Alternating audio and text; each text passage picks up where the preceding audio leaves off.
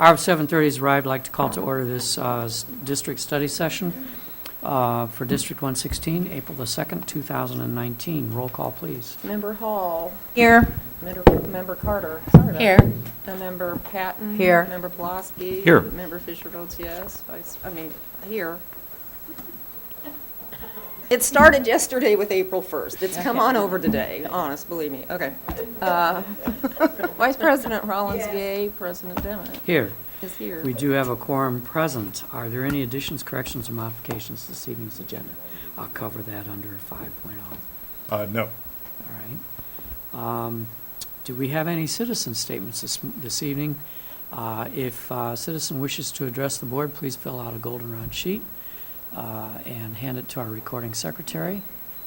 It's a fairly small audience tonight, so take advantage of this opportunity to thank Austin for running the cameras for us tonight so folks at home can watch. And I'll do one more request. If any citizen wishes to address the board tonight, please come forward. Seeing none, we'll go ahead and move on. We will have a very brief executive session this evening for the purposes of discussing specific personnel. There will be no action following that meeting. We need a motion to approve this evening's agenda then. So moved. Seconded. Moved and seconded. All in favor, say aye. Aye. Those opposed, same sign. Motion's carried. We have a couple of administrative reports tonight. First, Superintendent Search update. Peggy, you want to start us off? Yeah, And then absolutely. Just wanted to remind everyone that the School Exec Connect, our consultants, are currently accepting and reviewing superintendent applications using the detailed profile that the consultants developed with broad input, district and community input, and that profile that they shared with us at our board meeting on March 12th. Coming up in a closed meeting scheduled for 6:30 on April 23rd, the consultants will present 5 to 7 candidates for our consideration, for the board's consideration. The board will then conduct initial interviews of the 5 to 7 candidates to determine the top 3 for final consideration. 2 interview committees, one that will be comprised of staff and administration, and one that will be comprised of community and parent representatives, will assist the board in interviewing the 3 finalists. Final interviews will take place May 1st, 2nd, and 3rd.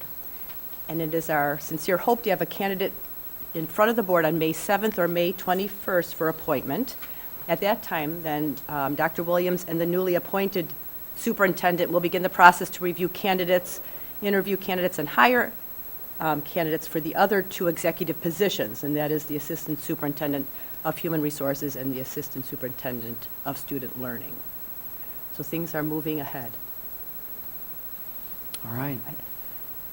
Any other concerns, questions from board members? Comments? All right, moving on. 7.2, Hope Springs, not Hot Springs. That's a place in Arkansas. Yeah. Hope Springs Counseling Services, MOU, Memorandum of Understanding. Linda? No. Hi.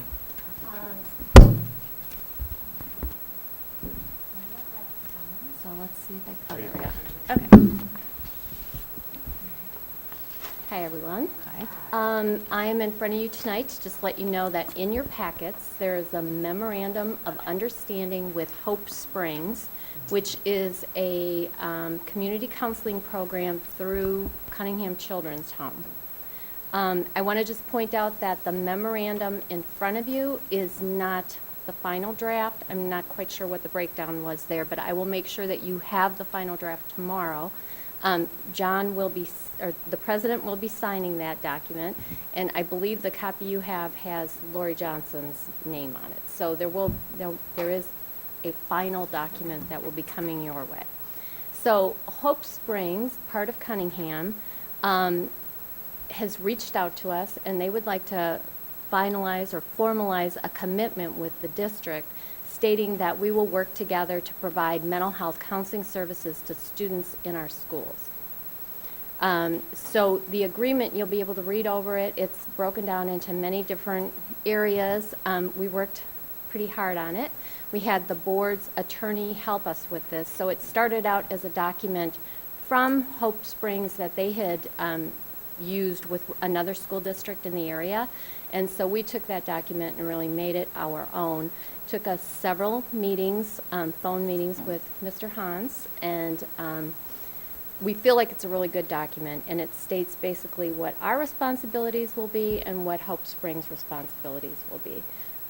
You'll notice that their funding is part of it, indemnification is part of it, but it doesn't hold the district responsible for any portion of funding. This is all the responsibility of Hope Springs. Our responsibilities will be that, first of all, I'll just say that between now and the end of the school year, the program will only focus at the middle school. And in future years, we hope that we can move that program forward to other buildings, but we're going to start out by piloting it at the middle school. Our support, our clinical support staff, either social workers or clinical professionals, will be able to make referrals. They'll be able to determine, looking at, data and information from the school, whether a student might be a good candidate for services at Hope Springs. And they will talk with the parents. The parents will sign releases. That will be the first part of it. The district will send Hope Springs a referral, and the process will begin.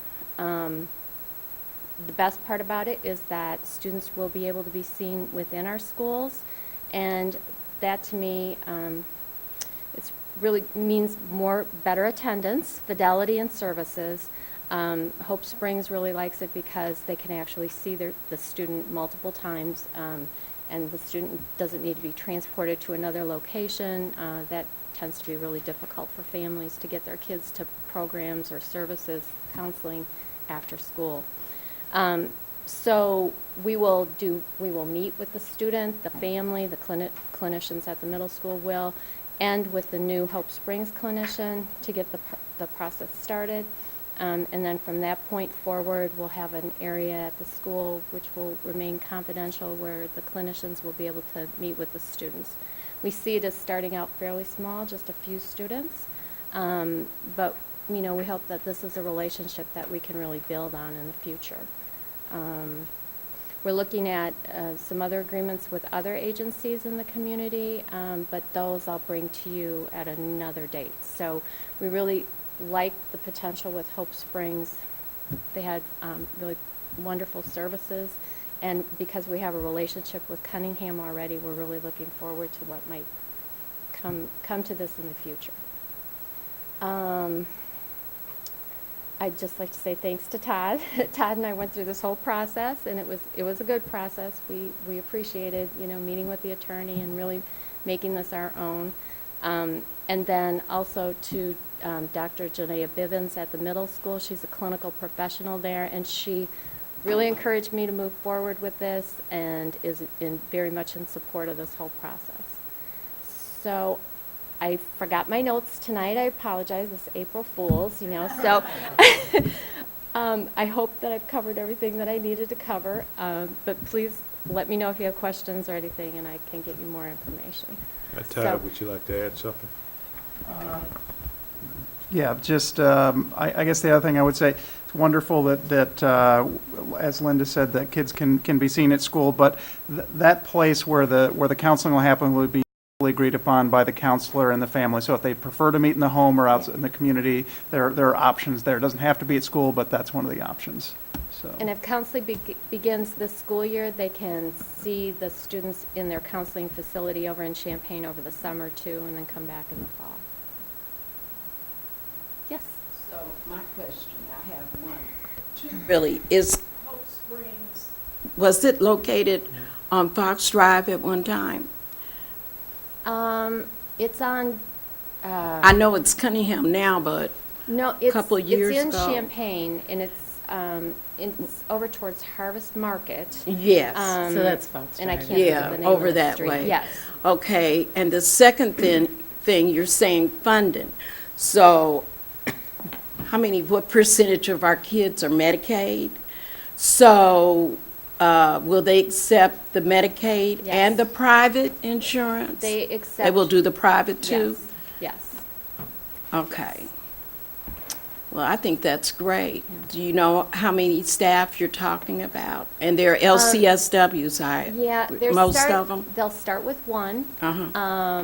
and then they probably will identify a sub, so if that person is unavailable or someone else needs to see another student, they're going to identify a second clinician. So they'll start out with one and a sub. I think that's great. And middle school is a good Yes. start. And So, the but then, clinician, I was just going to say, the clinician will identify a day a week that he or she will spend in the school. okay, so we're doing individualized, family, Yes? and group Oh, therapy, or Yeah. am I moving a little too fast? you're moving a little too fast. We haven't talked about group, but Okay. I agree that could be something for the future. Okay, that's great. It's needed. Thank you, Linda. Thanks. Anyone else? What's the cost to the district? There is no cost. Okay. It's self-sustaining on their part. It's just a matter of them coming to school. They feel like they get a better response from the students when they come into the buildings rather than having families travel to them. Okay. So there's no cost to us, and that's in the agreement, you'll see. They bill the insurance. Yes, They're not doing it free. yes, Thank yes, you. yes. Peggy? Yeah, no, I was just, that was the question I was going to ask. So thanks for making this happen. It seems like a Yeah. wonderful, and it sounds like they've had a long history, a positive history with working at Cunningham, so we Yeah. kind of know their work. And I was just going to say the same thing. We have multiple agreements and collaborations with them between Circle Academy and Gerber, and we have a long-standing relationship with Cunningham, so we're very comfortable working with them. And Hope Springs has been their kind of Yes. in-house support Yes. for some years, it sounds like. Yeah, And- it's a fairly new outreach on their part. Right. Yeah. It's actually more of a community agency, Mhm. so they're providing services within our community, just like Rosecrans or some of the other social service agencies would. So it's just a new venture on Cunningham's part. Wonderful. And I've seen a lot of change in the behaviors of the kids that they have worked with. Yeah, yeah. So that's why I really think the middle school, That's and then maybe wonderful. we might have to go backwards and go to the elementary after that. But yeah, they've done a tremendous job. That's why I was making sure it was the same one that was off of Fox. Yeah, they're very knowledgeable in the area of trauma-sensitive They are. approaches, and so they fit in with what we're trying to do here in the schools, too.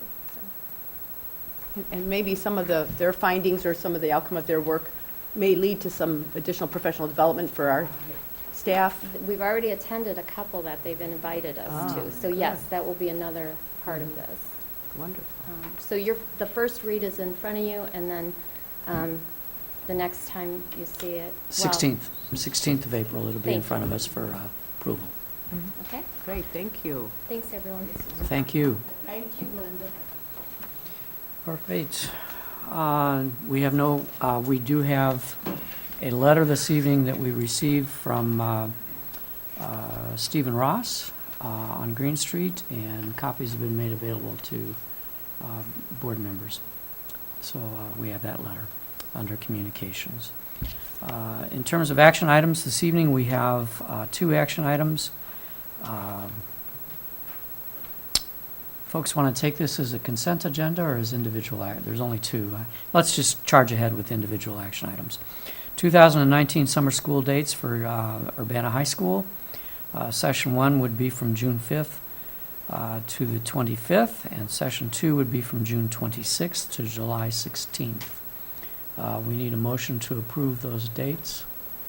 I move acceptance of those summer school dates. Is there any discussion? All in favor, say aye. Aye. Those opposed, same sign. Motion's carried. Next action item is our ESS cleaning contract. This is an extension for next school year with a 1.9% increase that is within the reason of the allowable under their multi-year commitment. Total annual amount would therefore be $1.2 million, $1,217,903 for cleaning all of our facilities. Is there a motion? So moved. I'll second that. Moved and seconded. Any discussion? Roll call. Member Carter?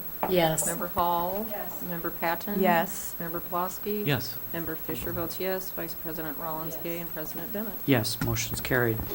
Our study topic for this evening is our federal formula grant update.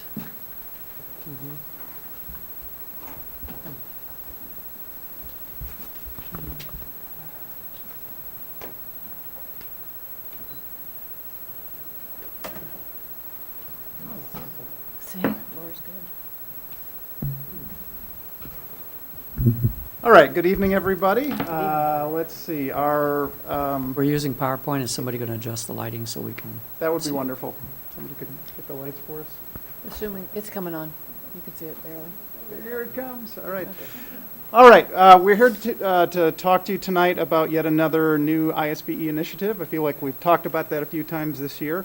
This is the latest. It's the District Consolidated Plan or District EPLAN for federal grants or grants that are called formula grants. Formula grants are grants that come from the federal government to the state and are distributed out to school districts based on a different set of formulas for each of the grants. So we'll talk a little bit more about which grants we're talking about as we go through this. This is, as I said, a new requirement for the next fiscal year as of late February 2019, when we were informed of this. Previously for these grants, each federal grant that we had, and we reported on a lot of these at a previous board meeting, each of those grants had an individual set of planning questions, requirements, and detailed budgeting information, and a separate application process in the state's data management IWAS system. And what's happening now is ISB is phasing in a new process for how we apply for federal formula grants over the next 2 years. And this does require those of us that oversee federal grants to work together and coordinate and plan for this process. And we have been working on that since we found out about it in late February. There's 3 phases to the E-Plan. We are in the middle of phase 1 right now, and this is for 2019-2020 school year or fiscal year 2020. There's a consolidated plan for about 8 different grants that we get from the federal government coming through the state.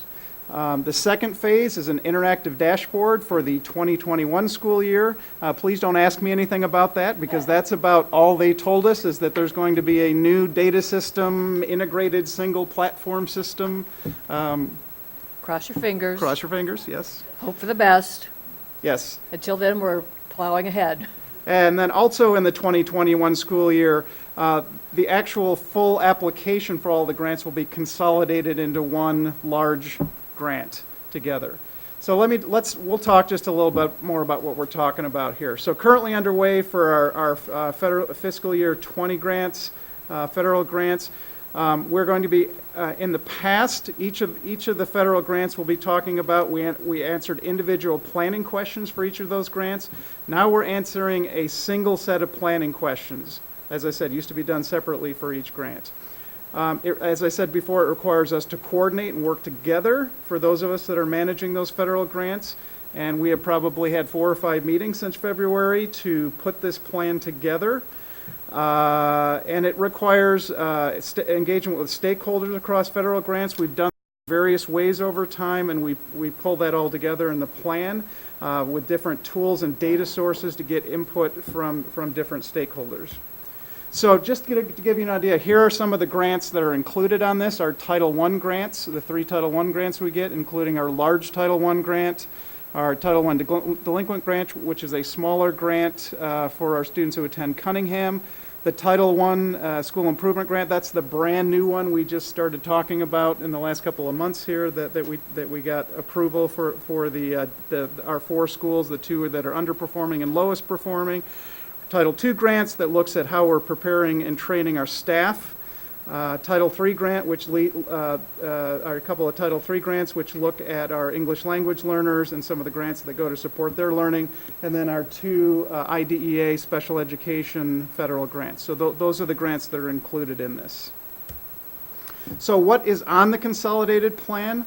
It's a number of questions. When we get it to you, we don't have it for you tonight. We're very, very close to having it done. So I think we're going to be sending it to you in the next I would say in the next couple of days, probably. I'm going to be optimistic. We're going to have it done in the next couple of days. It's a summary of the district needs. It's a summary of the different things we've done in terms of getting stakeholder engagement, and everything we've done in that piece of it. We need to collaborate with our non-public schools in Urbana and our known homeschool parents and homeschool students.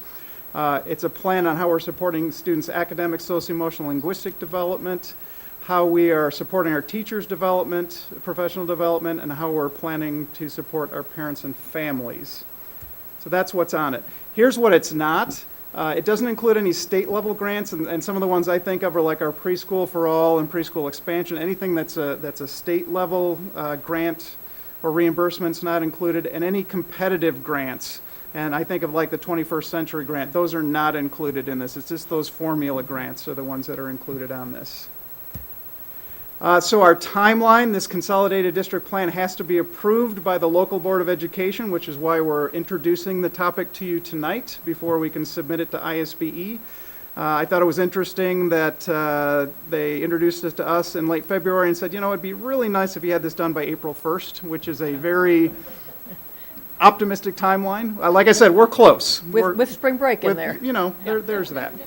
And then the plan has to be completed and approved by ISBE before we can do our individual grants for each of those 8, the detailed budgets. We talked a little bit at one of the previous meetings on how we've used that money in the past. Before we can submit those individual grants for the next school year, that plan has to be completed and approved by ISBE. So I just wanted to thank some of the people here. Jean was also instrumental in this, but a lot of our administrators who oversee grants worked pretty hard with us to pull this together in a very quick turnaround. So I very much appreciate that, all of their help and work. So like I said, we don't have the plan in front of you. We will get that to you in the very near future. That's a quick presentation, but we just wanted to give you a summary tonight. So just to let you know that the process has changed and keep you updated on where we are. Questions? Go ahead. It Peggy. seems like a reasonable, it sort of sounds like the common application process for college applications, like they're just trying to streamline, so Yes. you're not having to, and yet, is there any danger that by lumping all of these, this application process in one fell swoop, that there's a danger that some dollars will kind of go away or kind of get, So for this year, the budgeting process is separate. So Oh. there's still a separate amount of money for the IDEA grant, a separate amount of money for the Title I grant, a separate amount of money for all of those things. So we're still doing a detailed budget separately for each of those things. Okay. So there's one application and a gazillion tabs to complete. Okay, But remember, Todd said that there's a 3-year phase-in process. yeah. So I'm hoping that we take lessons learned along the way. So this year, the budgeting is still very much separate. Mm-hmm. Next year, we will get to experiment with a brand-new dashboard and figure out how that impacts the decision-making process. And it's not until the 3rd year that everything is rolled into one. And that may or may not change depending on how things go at the state board. But does it seem like a reasonable direction for the state to take, or the feds, I guess? Well, I guess it's the state that's insisting on this, not the federal government. Yeah, but- I think so. I mean, one of the benefits that they have, when I went to a presentation on this, is it'll also help ISBE target support for us and know what our needs are a little better. Because every grant has a principal consultant that reads over it. This also makes them work together across departments a little more, or so the theory goes when of what they've told us. So. Okay. Well, thank you. I feel like I've learned a few things going Yeah. through this process on Yeah. some grants that I haven't necessarily been as involved in, kind of reading through that and working with the other Ah. grant administrators. So, Okay, well, thank you. sure. Other board members? Ann? Yeah, could you give a little bit more information on why the decision, or maybe it's always been this way, about consulting non-public entities? Yeah. Go ahead. That's been a requirement of both the Title I and IDEA grant for years. So we will have, we have small amounts of money that are set aside for that, and then we will collaborate with those schools on how that money is used. And Title III as well. Title III also. Yes. And so historically, we've Yes. always done this, Yeah, it's but, all federal dollars. Yes. okay. I was just curious to know how it helped or hurt us or other people, how it all fit together. Other board members? I like this because fractured, this gets rid of silos. Yes. This grant silo, this grant silo, this grant silo, and it hopefully will allow us to coordinate efforts across the district a little bit tighter. I know it's only needs right now, but in a couple of years, if you're saying that they're heading towards a unified budget, I think it's also helpful to know how money being spent here is helping money being spent here. Right. And hopefully hopefully the sum is greater than the parts. Yes. Yes. Preston? No, I was going to simply to answer Ann's question. We had worked with a number of private schools that are in Urbana. I mean, because they're all our children. And so if they're in Urbana, then we work with them. I mean, at one time, I remember professional development that they were able to take part in and a number of other things. So that's been a long tradition based on these grants to make Yes. sure that that was a part of what we did. So, right. Agreed, agreed. So like I said, probably in the next few days, we'll be getting those for you. I would love it if we could vote on it at the next meeting. If you look it over and you're comfortable with that, if you are not, we can certainly do 2 meetings out, but for us, the sooner the better to move forward with this, so. Want us in particular to look, I mean, is there something you'll want us to zero in on? I mean, because it sounds like this is going to be a kind of a monumental document you'll be Sure. sending. I would say review it, and if there's questions or things that don't make sense or things you think we need to address, absolutely. Okay. How It is a large document. Yeah, I mean, How many pages? Lots. It's got multiple tabs. I haven't even printed it out. It's got Yeah. a lot of pages. There are like 20 tabs and Oh, that's 6 or 7 questions per tab, so. So be prepared to do some homework. yeah. I apologize in advance for the small print. That's how it comes out. from the Multiple system. pages and small print besides. You're really making the task Sorry. sound very exciting. Exciting. April Fools. Yeah. Now, would you guys want them to contact you Sure. if they have Yeah, questions? I will be happy, and if I don't know, I will put you in contact with the grant coordinator. Yes, they can contact me. I think we're normally used to seeing things 2 weeks ahead of time, but I also understand that if we don't get this into the state and they have a chance to review it, it's going to hold up a lot of things Right, that we need to know about yes, sooner than later, correct. including our level of funding. So I would encourage board members to read it carefully and be ready to ask questions of them and be ready in 2 weeks then, It's appreciated. if we can be. Yes. Appreciate it. All right. Anything else from any board member? Thank you. Thank you. We have no call at the moment for any future special or executive meetings other than our process that we went through tonight. Our superintendent search process involves some additional meetings, which Peggy talked about earlier. Superintendent's report. I only have one. We have the proud distinction of having one of the 70 over 70 recipients sitting to my right. Giving away my age. I just said 70 or over, so we do kind of know that, Yeah. but it just happened though, right? Yes, it did. These awardees selected have demonstrated a lively curiosity and a willingness to learn something new, an aptitude for personal and/or professional growth, and a commitment to better others. Again, congratulations to our own board president, Mr. John Dimmitt.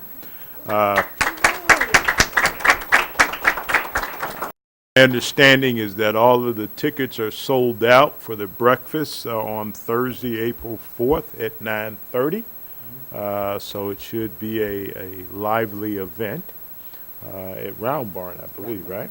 Okay, yeah. So again, that's a great honor. Well-deserved. And well-deserved, so that's it for myself. Thank you. Board reports. I just want to thank the CU Foundations. That event was a sellout. And to realize once, that tells your age, that the judge from Atlanta used to walk behind us going to school because he was older, so he would be with Avon Killian. And so I was like, that's him? And so I went over and met, but the honors that we gave, those were very well deserved, just like the one you get, John. Those are more deserved. Yeah, I'm serious. Those, it was just really put well together. So again, I want to thank Kelly, her board members, and everyone for that event. And our other Urbana graduate that was in honor was Sean Williams. Yeah, Sean Williams. So both of which delivered some of the most humorous presentations that I've heard at these events. Yeah. Those guys were a riot. Yeah. And to find out that our, I think the biggest surprise was when the judge commented on that he was the first Asian judge in Southeast. He was very serious, first Asian judge in the southeast part of the country. But then he also went to grad school at University of Missouri and was the Tiger. Mascot and cheerleader. He told a little story about that they were playing Iowa State, I think it was, Oh, yeah. Cyclone. And he was taken over to that side and kind of picked on a little bit, as them mascots do, only to find out that he was a 23rd black belt in karate, and he flattened out the Cyclone in short order. He's not, He was provoked he was provoked. And by he's, the chicken. by the chicken, that's right. And Yeah, by he's chicken. quite a bit smaller than me, so he managed Chicken to Iowa State. take care of it in short order. That was just one of his stories. It was And- just, And what also stood out, being a widow, three of them came from single-parent homes, and look at the success. So that just really enlightened me, and I saw the smile on a couple of the kids that was sitting in the table, because two of them are single-parent homes, and if you could see their expression for them to admit that. So I thought that really touched me too. yeah. That Thank was you to the high excellent. school administration for making sure that we had Yes, those kids, 11 or thank 12 you. or 13 Yes. current Urbana high school students there, so it was Yes. good. They were very enlightened, so thank you. Other board reports this evening? With that, would like to ask that Lori gave me the sheet here as soon as I find it. That we need to adjourn to executive session for the purposes of the appointment, employment, compensation, discipline, performance, or dismissal of specific employees of the district or legal counsel for the district, including hearing testimony on a complaint lodged against an employee or against legal counsel for the district to determine its validity. Motion to that effect would be in order. Second. Moved and seconded. I promise you, everyone, that this will be a very short meeting. There will be no action following. Roll call, please. Member Carter? Yes. Member Hall? Yes. Member Patton? Yes. Member Pulaski? Yes. Member Fisher, yes. Vice President Rollins? Yes. Yes. Motion is approved. We will recess to closed session and no action following. Thank you very much, Thank folks, you. for coming tonight.